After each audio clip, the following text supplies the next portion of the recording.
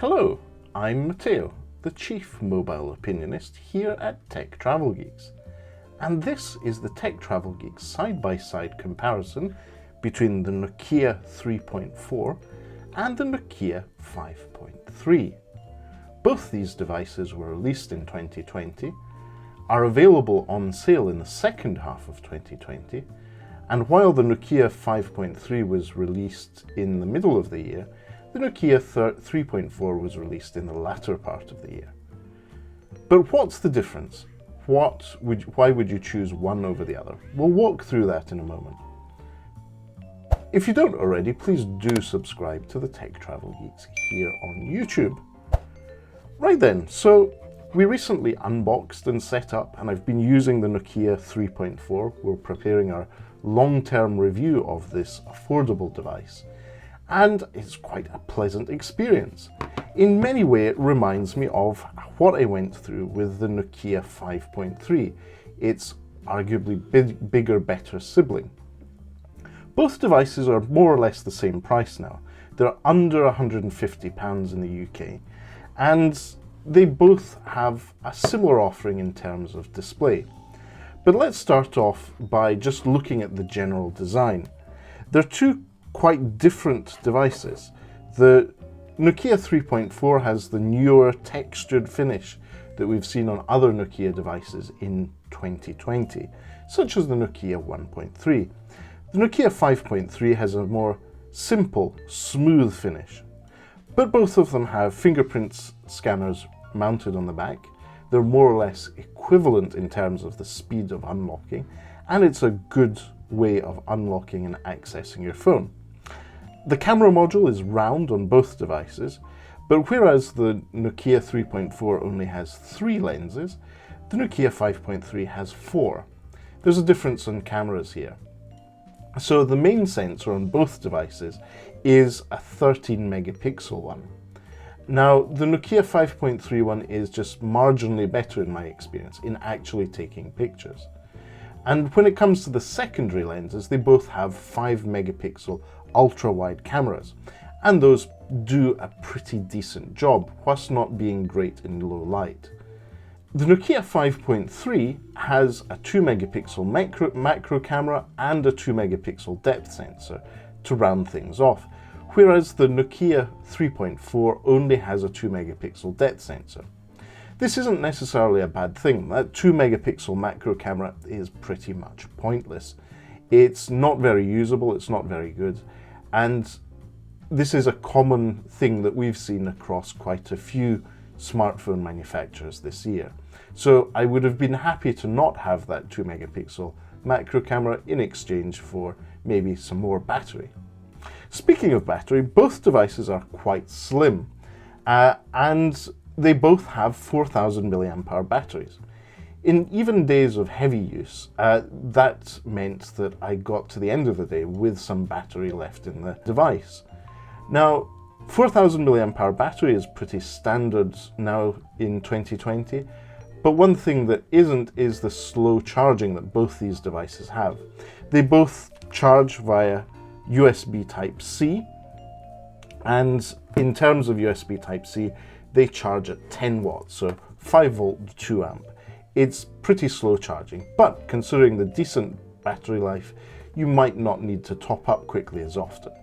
The Nokia 5.3 and the Nokia 3.4 are good devices for day-to-day use, for social media, for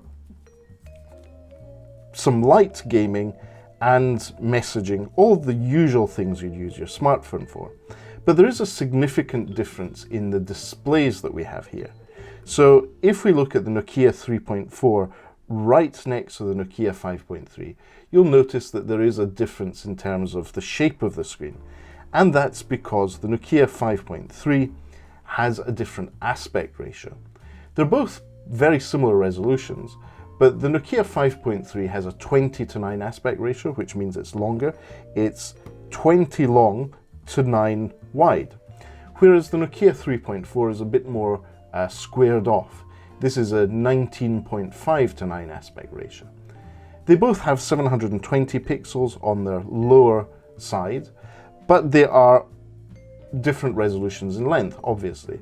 So whereas the Nokia 3.4 is 1560 pixels high, the Nokia 5.3 is 1600 pixels high. So there's a 40 pixel difference there. And that makes a significant difference in the overall usability in my experience. Both devices have gesture navigation, and that extra real estate makes it slightly easier to have more text on screen, especially when you're reading on the device a lot. The difference in screen isn't just down to the aspect ratio and the slight difference in resolution. You'll notice that both devices have selfie cameras embedded in the screen. But the main difference is that the Nokia 5.3 has a teardrop notch in the middle of the screen, whereas the Nokia 3.4 has gone for the newer dot, or the cutout notch, in the top left-hand side of the screen. So in terms of notifications, on the Nokia 3.4 you can see that all the notifications are moved over to the right, whereas in the Nokia 5.3 they're more or less symmetrical left and right. So overall, pretty decent experience on both phones, but some people may prefer the newer design because it looks newer. But in terms of the overall experience, they're similar but with a slight edge on the Nokia 5.3. Now, we mentioned the battery life is more or less equivalent. There is a couple of considerations that makes the battery life on these devices so good. So the Nokia 5.3 has a Snapdragon 665 chipset.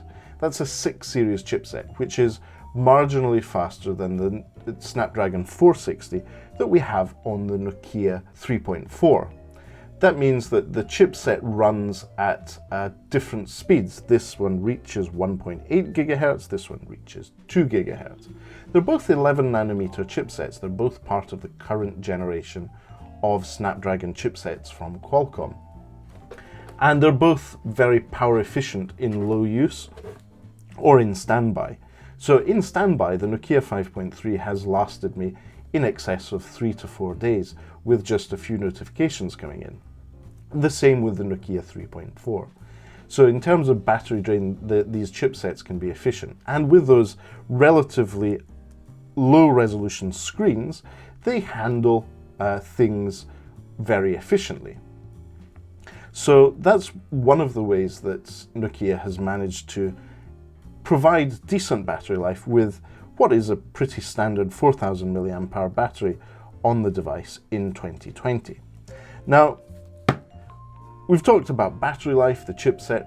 Does that chipset make any difference? It does if you're a gamer. If you're just going to be using all the usual social media apps like Snapchat, Instagram, whatever the young people use nowadays, such as TikTok or Facebook or any other social network, they're pretty much equivalent, both in terms of their camera performance and for video calling. They're all pretty much the same. The only difference the faster Snapdragon 665 chipset on the Nokia 5.3 makes a difference is in gaming. So if you're wanting to play Call of Duty, as we saw in our long-term review of the Nokia 5.3, the device can happily handle that at medium to low resolution. Whereas the Nokia 3.4, whilst it still can play at low resolution, it is much more of a janky experience and it's not as smooth. That's probably a combination of the fact that this is the 3 GB model on the Nokia 3.4 and it's the 4 GB model on the Nokia 5.3. So, two devices from the same brand in the same price range, which one should you choose? Well, in my view, if you're in that budget range, the Nokia 5.3 offers arguably better value. Both devices in the second half of 2020 are still running Android 10. They're still part of the Android One program. They will both be upgraded to Android 11, and I doubt there will be much of a difference in terms of software support in the long term. You get a slightly longer, bigger screen, but if you want a smaller, chunkier device, the Nokia 3.4 has you covered there. Also with that teardrop notch design on the display. So two different devices in that space. but it depends on what you're going to be using the device for. Another key consideration is that they both use USB Type-C, the newer standard of chargers, which is what some people are looking for nowadays. But if you have, say, a household full of cables and chargers for micro USB, this may not be the choice for you. If you're just looking for basic smartphone experience, we'll also be doing a comparison with the Nokia 2.4 soon. At the top of the device, there's the standout feature in 2020, which is worth shouting out about. Both the Nokia 5.3 and the Nokia 3.4 have 3.5mm audio jacks. That's what we lovingly call courage ports here at Tech Travel Geeks. So I would say that is a really good feature to keep going, especially in this price category. Well done to Nokia on making that happen. Ultimately, making a consumer choice between two devices like these, the Nokia 3.4 and the Nokia 5.3, is quite a difficult one, especially when they're both priced around about the same price. But I would say that overall, the chipsets and overall experience on the Nokia 5.3 is better. That's why this is a 5 series device as opposed to a 3 series device that we see on the Nokia 3.4. So bear in mind, both these devices are not fast charge ones. They have decent battery life, but if you're needing a quick top up, that's not a really good experience from these two devices. And I suppose that's how they made sure the price stayed at this point. So overall, that's everything. Just bear in mind that both devices are expandable with micro SD cards.